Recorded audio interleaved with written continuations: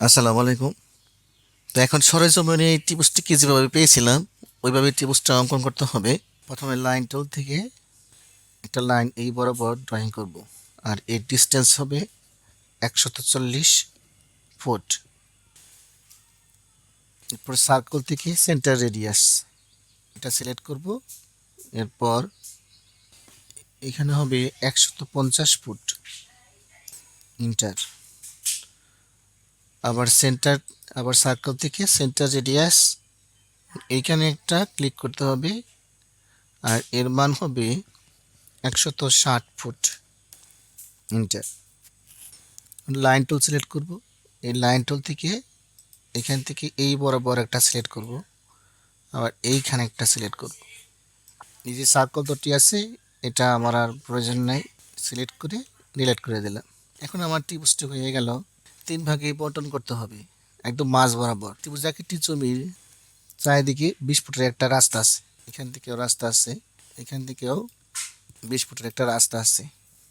এখন যে জমির মালিক তারা 3 ভাই, তারা বলতেছে এই মাঝ বরাবর একটা পয়েন্ট আসবে, আর এই পয়েন্ট থেকে এইদিকে এবং এইদিকে এবং এইদিকে সমান 3 ভাগে এটাকে বন্টন করে দিতে হবে।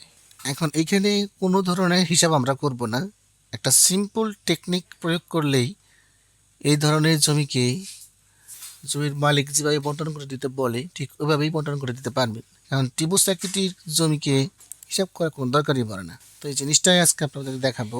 এটা হচ্ছে একটা প্রিমিয়াম টিউটোরিয়াল, যেটা আমি আপনাদেরকে ফ্রিতে দিয়ে দিলাম। তো আপনাদের কাছে একটা অনুরোধ, সেটা হচ্ছে যে আপনাদের ফেসবুকে এটাকে শেয়ার করে দিবেন। কিবোর্ড থেকে লিখবো এলআই, ইন্টার। এখানে জমি আছে 9655.79 বর্গ ফিট। এই মানটাকে কপি করে নিলাম। এখন আমরা ক্যালকুলেটরে যাব, ক্যালকুলেটরে কন্ট্রোল বি দিয়ে পেস্ট করে দিলাম। যেহেতু মালিক 3 জন, কাজে 3 দ্বারা ভাগ দিতে হবে, তাহলে প্রত্যেকেই পাবে 3218.59 বর্গ ফিট জমি পাবে। এই পরিমাণ জমি যদি প্রত্যেকেই পায়, তাহলে এরা এই জমিটি সমান ভাগে বিভক্ত করা হবে। লাইন টুল সিলেক্ট করব এবং এই রেখার একটা মিডল পয়েন্ট সিলেক্ট করব। মিডল পয়েন্টে কার্সরটা রাখলে দেখবেন যে এই ত্রিভুজ আকৃতির মিড পয়েন্ট লেখা সহ একটা সাইন আসবে। তো এখানেই ক্লিক করবেন। ক্লিক করার পরে একদম এই ত্রিভুজের কোনো পর্যন্ত এসে আমরা ছেড়ে দেবো।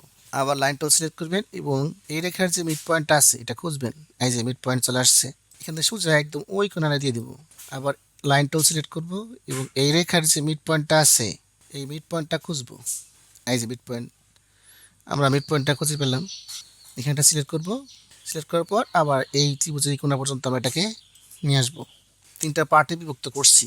এখন এই যে উপরে আছে দেখেন টিম, এই টিম আইকনে সিলেক্ট করব। সিলেক্ট করার পর আমার এই বাহুটা এখন প্রয়োজন নেই, আবার এই বাহুটা প্রয়োজন নেই এবং এই বাহুটা আমার প্রয়োজন নেই। 3 জন মালিকের অংশ বন্টন হইল, কারণ ও এদিক থেকে এইদিকে 2টা রাস্তার পয়েন্ট পাইছে, ও এদিকে থেকে 2টা রাস্তার পয়েন্ট পেয়েছে এবং ও এদিক থেকে 2টা রাস্তার পয়েন্ট পেয়েছে। এখন এরা প্রত্যেকেই সমানজি পেয়েছে কিনা চেক করব। কিবোর্ড থেকে লিখবো বিউ থেকে ইন্টার, পিক পয়েন্ট। এখানে একটা ক্লিক করবেন, এখানে একটা ক্লিক, এখানে একটা ক্লিক এবং বাইরে একটা। এখন এরা প্রত্যেকে একটা করে পলিলাইন হয়ে গেছে। তো এলআই দিয়ে সিলেক্ট করে ইন্টার।